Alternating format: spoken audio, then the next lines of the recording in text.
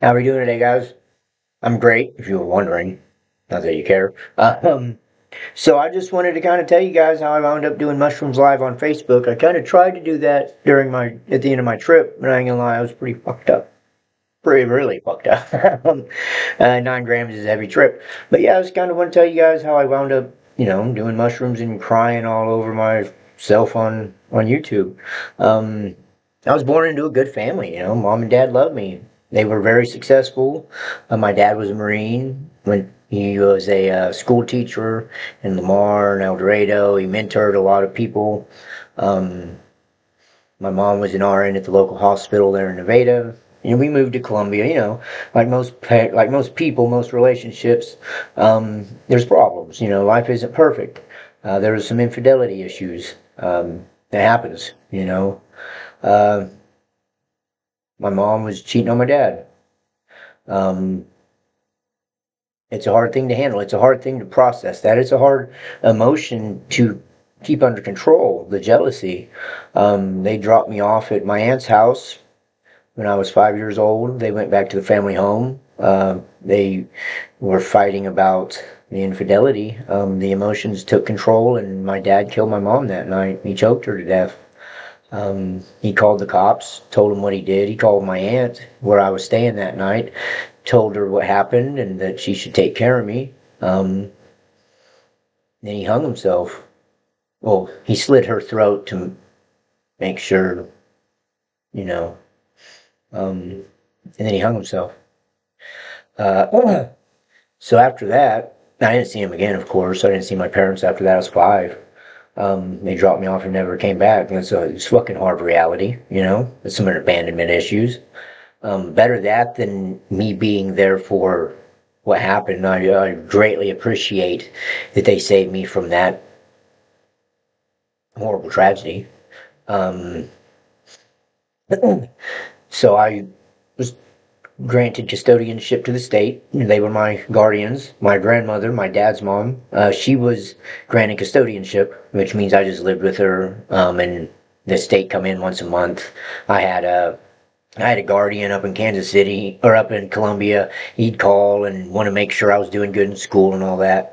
Um, I grew up in church. The Polacks love you guys. Thank you so much for being in my life as a child, and it's great catching back up with you guys and being reunited. Um, Getting a little emotional. Don't cry. Don't cry. I'm gonna be fucking crying for all this. I'm probably gonna have to make this a short video. Because my story's long and I gotta work. I got shit to do today, people. Come on. Give me a break. Um, so the court was ordering me to go to therapy, and it makes sense. It's logical. Yeah, let's put this poor child in therapy. The therapist was the therapist lied to me about how they died. They told me it was a car wreck. All through therapy, 7 years, they lied to me about it. I didn't find out the truth till I was about 22, 23. About, um, the people in charge of your decisions, they're gonna fuck you up. That's what I've learned, and it's unfortunate that it was like that for me, and I understand, and I forgive everybody. It's okay. I'm okay now. I'm fine. Thank you. Thanks for caring. Um, So the Polacks, they were a very positive influence on me in my life. They were a good, strong Christian family.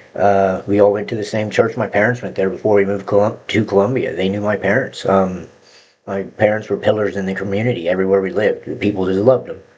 Um, but the Polacks really taught me some good family values and how to live like a good Christian family and just how to love each other. I was raised by my dad's mom, my Mexican grandma. She was very stern, very critical. There's not a lot of understanding, not a lot of compassion for pain. You toughen the fuck up, Derek. Get up, Derek. Get up. Quit crying.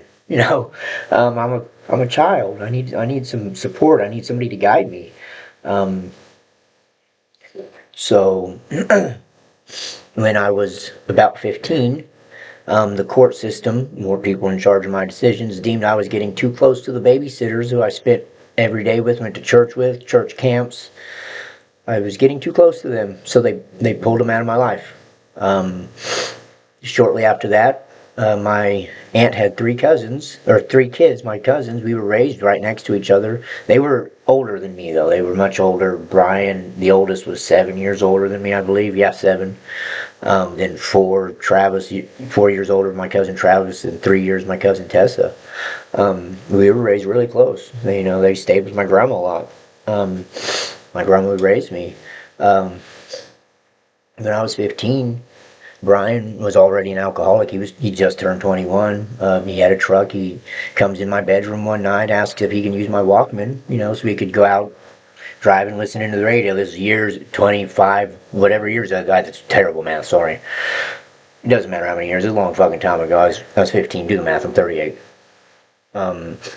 So he wanted to borrow my Walkman. I'd school the next day. Yeah, of course, brother. I love you, man. Be safe out there. I love you. This is the last time I seen him.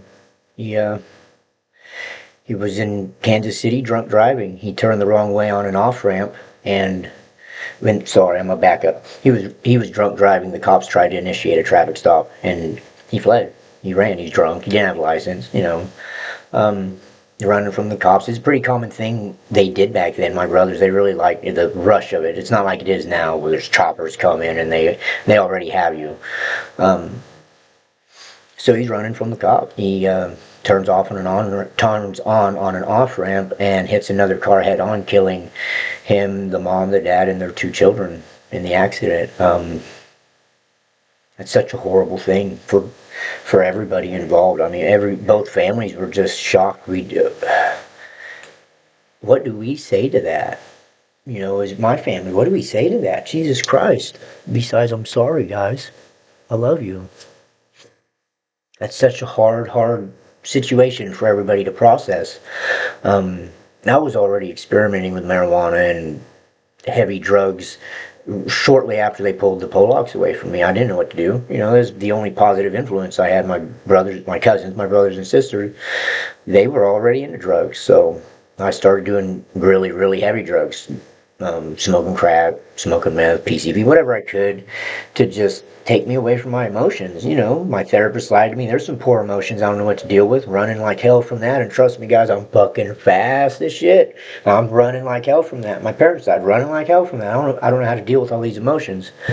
So I'm just trying to stuff them down with the drugs. I was anticipating a trust fund. My parents set it up for me before they passed away. Trying to secure my financial future, which I appreciate that. Thank you guys. I love you, Mom and Dad. Money is the root of all evil, though. I did my best to ruin my life with that money. Just the anticipation of it, I was trying to ruin my life. Why would I need to learn any job skills, any real life skills, when I could just pay somebody to do it? I'll just pay you to do it. I do not like working on cars. I do not like physical labor. I'm not built for that. But the thought of that tied with the money, well, I don't need to even learn any of those skills. So when I turned 18, I had no job history, just nothing but an addiction, a bad fucking addiction to powder or anything I get my hands on. Now I knew I didn't want to spend. I keep moving. Sorry guys, I'm high energy. I'll try to sit still. I I didn't want to spend my money on meth, my trust fund on meth, and smoking crack. And that's when I really discovered the world of benzos. Xanax, Klonopin, Valium, those kind of things. Xanax was my favorite. So I got my trust fund and I got really heavy into Xanax. Me and my girlfriend at the time, proud of you by the way, keep it up. She's sober now, she's doing great. Love her, love everybody. We would just eat, ridiculous. Imagine that full of pills. That's it, just ridiculous amounts. I'd eat 10 Xan bars for breakfast. That's a start for my day. Can't tell you what would happen after that. I black out, For a whole year, it was heavy Xanax addiction parties. Just blowing money on anything. I didn't, trying to stuff feelings down, and money feels good to spend. Fuck, it feels so good to spend. Walk into a store, they do whatever I say. I pull up in my 2000, this was in 2004, I pull up in my 2004 Cadillac CTS on 20-inch rims.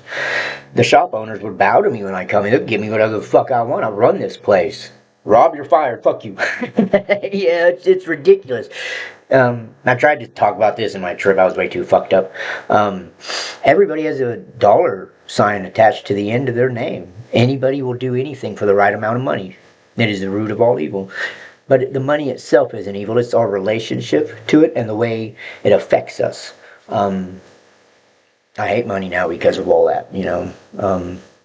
Spend it all in a year. My inheritance that my dad and mom worked so hard to give me to set me up, I fucked it off. Sold the car, $40,000 car. They drove it to me from Kansas City to Nevada. It was badass.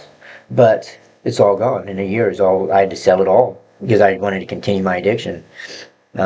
Shortly after the money was gone, I met a woman with 2 kids. Still struggling with that benzo addiction. It's such a blurry, messy addiction. You can't remember much, and the way it makes you feel, you're angry at everybody. The fucking Xanax, trash, horrible, and you can't even remember why you're fucking angry. You don't even know why you're angry. It's all the chemicals in your brain doing this, you know, because the fucking. I try not to get too angry at them. You know, the prescription pushers are just handing that shit out like it's Skittles. You know, as an 18-year-old child, I should never have access to buying 1,000 Xan bars a month and 1,000 footballs a month. That's a ridiculous amount that you would give somebody. I want to see one doctor. I call out any doctor. If you're watching this, doc, I'm going to school to become a psychologist. I ain't going to fuck people up like that. I call any doctor out to, you for 1 month, take the amount of Xanax you're prescribing these people and see what the fuck happens to your life. Huh? Anybody who gets a Xanax prescription, their life does not get better. I encourage you to reach out to me if that's happening. I'll recant everything I'm saying about it. I'll recant every fucking thing. I'm waiting. It's not gonna happen. It's our relationship to it and the way it affects us. And the doctors, the fucking prescription pushers, they're just handing it out like Skittles, you know. It's a shame that our system has come to that. Either way, I met a woman with 2 kids still fighting that Xanax addiction. Such a mess. I don't hardly remember getting my trust when I hardly remember my kids' small childhood because I was so pilled out. That was such a hard thing for me to get away from. It took an epiphany. For the first 7 years we were together, I think it was, I was eating Xanax. Couldn't hold a job, you know, I'm too pilled out. Trying to stuff all this pain down. When I turned 20, shortly after getting my trust fund and getting with my now ex-wife, hope you're doing good, man. Rooting for you. Fuck, I'm rooting for you. Kids are shit. My sister, cousin Tessa, she was in a swimming accident and broke her 2nd, 3rd, and 5th vertebrae. That paralyzed her. She became a quadriplegic. You know, as children, we said, and a lot of people say it now to me, and it's such a naive thing to say. If I ever became paralyzed, then I would just rather die than live. When you're looking your mortality in the face, and it's, I can live maybe another day in a hard existence, but I still get the gift of life, or I have to die right now. Sorry. Right now. Right now. You're going to choose life. 95% of people choose life. She did. She lived a hard life after that. 1 year she struggled just to stay alive. Such a hard, sad thing. My aunt her mom was cleaning her trach out and some phlegm got stuck in there. You know, it happens. And it killed her. We were such bad addicts at the time, me and my brother Travis. Tessa asked us to get her stoned and he fucking blows smoke in her trach too. That's what she wanted us to do. That doesn't make it okay. It was a fucked up thing. I justified it by, I was always a bystander. I didn't participate in the bad activity. I might have seen it go down, but I didn't participate. It's still a piece of shit thing for me to do. I should have never allowed it. I allowed that to happen around me, and I shouldn't have. Sorry, Tessa. Like I said, the emotions, you guys are gonna make me cry doing this. Jeez. Alright, so yeah, she passed away, you know, I was 20. That was hard. It all happens so fast. Everything in life happens fast, but just the progression of that, it was so shocking. You know, 5 years after my brother died, she dies. 5 years after that, my brother Travis, he was a raging alcoholic. He was into alcohol. I was more into pills. It, you know, ruining his life, and it started to become a problem with me and my ex-wife. He was living with us, and he would get drunk and handsy on her. You know, it's not acceptable. You're my brother. That mean you can fuck my wife, bro. I love you, but not that fucking much. But he put that down. Put screw into that. So I had to call him. I had to call him out on it and, protect my family home, even though I was an addict. I couldn't allow his addiction to affect my family either. At least I got some kind of morals, I guess. Some kind of standards. Um, I told him, you ain't living with me no more, man. You're such a drunk. It's affecting my marriage. It's affecting my kids. I can't have you living here. And we bickered and fought a little bit on the phone, but I made sure to tell him, I've lost enough people. The words are so important. I made sure to tell him, I love you, brother. Um, I love you no matter what. And that was, that was the last time I talked to him. He overdosed on methadone a week later. Uh, some flop house innovative. Yeah. I love you guys. I understand what happened there. It's okay. It's his fault. It's not yours. Not that you guys took any fucking accountability. You ran like cowards. Take a lesson from my dad on accountability. Either way, cowards. Love you guys. I understand. I get it. I understand. It's okay. I understand. Um, that hurt me. That actually, this is, I don't know how else to say it. It gave me an epiphany. All my siblings are dead. The three closest people I was raised with are dead. My parents are dead. Um, my kids are looking at me like, what do we do? Where are we going to go, Dad? How are we going to live? I had an epiphany. I had to pull my head out of my ass and get a job and try to do it right. But I still had all this pain inside of me. What time is it? It's down here on the computer. I had all this pain inside of me. I had to keep stuffing it down even though I was doing my damnedest to provide for my family. I got a job at Burger King. Come to find out I'm really, really fucking good at that. I'm fast as shit, people. Watch me in the kitchen. Watch me in customer service. I'm great at that. My need to please people really came in handy whenever people are bringing burgers back pissed off. you know. Um, but my benzo addiction greatly inhibited my ability to be a decent employee. I'm trash at work, slurring my words, talking slow. Um, I got a job at Casey's, falling asleep at the register while I'm handing out money. I remember waking up and the register's open, and I look up and there's a fucking lady standing right there waiting on her change. How much do I owe you?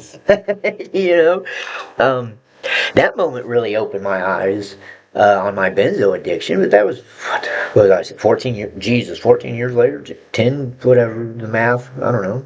Fuck you, I'm in school. Um, that's why my math is bad. But it opened my eyes, and I need to quit being so down on everything. Um, I need to get out of that. I need to get away from the Xanax, and that's I got a job shortly after that at Pizza Hut, and that's when I discovered opiates. Oh, they gave me energy. I could snort hydros all fucking day and have zooming, even double zooming my energy.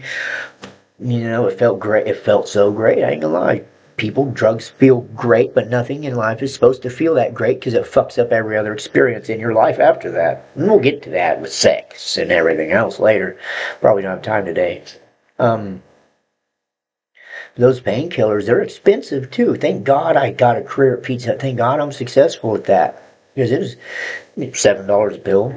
3 pills for breakfast, 3 pills for lunch. Fuck, I gotta eat dinner. I'm a grown boy. 3 pills for dinner, snorting them. It adds up really fucking fast. I was making 50,000 a year at Pizza Hut, and it came down to me also having to trade pizza for fucking pills. It's a very common thing I've done my whole employment life. I ain't gonna lie, guys. I'll never lie to you about what I've done. Trading food for drugs my entire fast food career. Stupid. Drug addicts gotta eat. Drug dealers gotta eat. Shit, they were thrilled to get some pizza. Happy as fuck to get some pizza. Happy as hell to get some free Whoppers and Chiking, stupidest name ever for a chicken sandwich, Burger King. The Chiking. They were thrilled to get that. I ain't gonna lie, stealing from the company. I was embezzling money. I'm not proud of it. But it's what I did. And I have to speak logically about what I've done to myself and to you guys. Why lie about it? It happened. I can't grow from it. I won't learn from it if I'm lying to you, and especially myself. You don't lie to yourself. Um, I really felt like I found the elixir of life, though. I felt like I had discovered the way I could mask my pain and still be a successful dad or successful manager. I had a great career, started store manager within a year. They gave me my own store. Number one operational store 6 years consecutively every month. People, look at the trophies. Look at it's over here. You can't see it. Um, they are very successful. You know, how could this addiction be bad if it's making my pain go away, giving me energy, and I'm still successful at work? I'm a great dad. My kids love me. You know, we always done stuff. We were always together, hanging out, doing stuff whenever I wasn't at work. Um, but when you have that pain inside of you and you're masking it, it's going to come up again, and it's going to ruin your life until you deal with it. Um, So I worked for Pizza Hut for 6 years. My addiction grew and grew. Like I say, it got to the point where I'm trading pizzas for pizzas and wings, some delicious fucking wings for pills. Um, been 20 minutes. I think I'm gonna wrap this one up here, and I'll tell my meth story probably next week, guys. That's gonna be a lot more hard, a lot harder. Stay tuned. Love you guys. Be kind to each other.